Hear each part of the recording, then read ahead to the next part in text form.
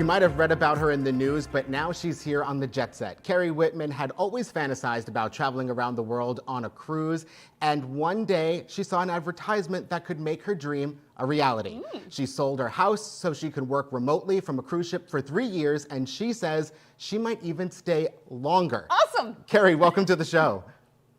Hi, thank you. Glad to be here. Thank you so much for being here. Now, I know some people who are going to be watching this interview very, very closely because this is also a dream of theirs. But first, tell me the backstory about you. Where on land did or do you live? And what do you do for work that allows you to live at sea? Yeah, I want to know. Sure. Well, I live in Cincinnati, Ohio right now. I have a business with a partner. We do digital marketing and website design for B2B companies and specialize in ed tech. So our whole team is remote. We've been remote since the beginning. All of our clients are all over the country. And so that was allowing me to do this. But that said, I really couldn't have done it without the support of our clients or my team. As much as everything is digital and remote, there are going to be time zone changes and things like that where my team's going to have to support to make it work. So I couldn't do it without the support of my team and our clients. Well, hey, how did you find this advertisement? Because I'm going to go start looking for it. That led you into thinking your world cruise fantasy could become a reality. Well, you know how, well, you guys are travelers, right? Yeah. You kind of sometimes think, oh, wouldn't it be cool to go there? Wouldn't it be cool to do a world cruise? I wonder if there is Always wanted to one. do one. Yeah. And you get down in Google and you go down a Google rabbit hole. And then, of course, the magic algorithms of Google start sending you the right ads that match a cruise. And that's where I got, the next day, I got served up an ad for the Life at Sea cruises. And I thought, wait a minute, this is reasonable. This looks amazing. Just within like 3 days, I put down a deposit.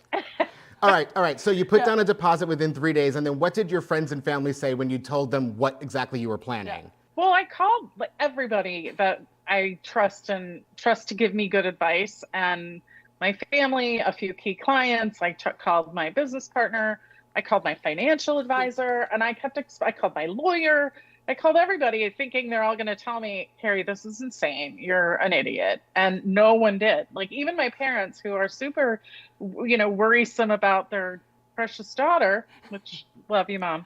But they were like, this is cool. We can totally see you doing this. And I had just nothing but support. And that's what kind of made me feel like it was possible to do it, especially since I had the support of my business partner. And the only person my sister, she's the only exception. She still thinks I'm insane and thinks this is the dumbest idea on the planet. But barring her, everyone else has been real supportive and excited. Well, we are too. Okay, so you placed your deposit and you made your booking and you're set to depart soon. What are you doing to prepare? There is so much to prepare because nobody's ever done this before. This is like the first time that one cruise is going to be the same group of people for 3 years. So nothing in the industry is set up for this. Travel insurance isn't set up for 3 years. International phone plans cancel after like 3 months of roaming. There's so many factors that we're kind of figuring out on our own that we had to figure out because it's just not been done. So what's my permanent address? There's been tons of things like that that I figured out and had to work with some of the other folks that are going on the cruise to figure out together.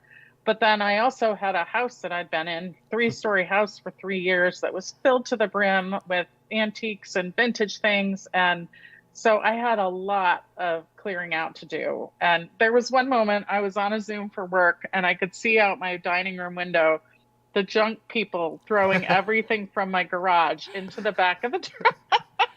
It's like, just clear it out. Let's get it right now. Was it scary or liberating? Out my house. Yeah, it was really crazy. So I cleared out my house and sold it and have been trying to work through all the little hurdles to get everything ready to depart. Oh, what are you most excited for when you embark on this trip?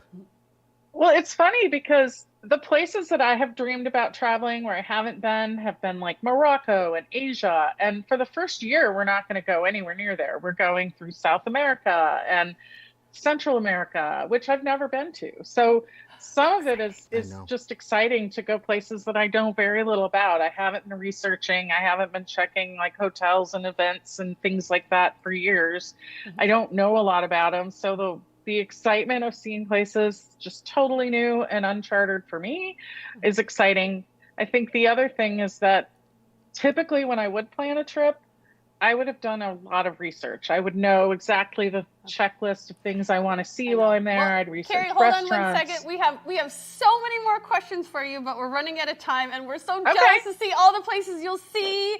Will you do us a favor and come back and chat with us in a few months to let us know how everything is going? Oh, absolutely. I'm really jealous that you're going to have someone cooking for you on a daily basis. Yeah, You don't have me to too. worry about that anymore. We might just join you on this trip. I know. Well, Thank you so much for joining us, Keri. Keri. Thank you for being here.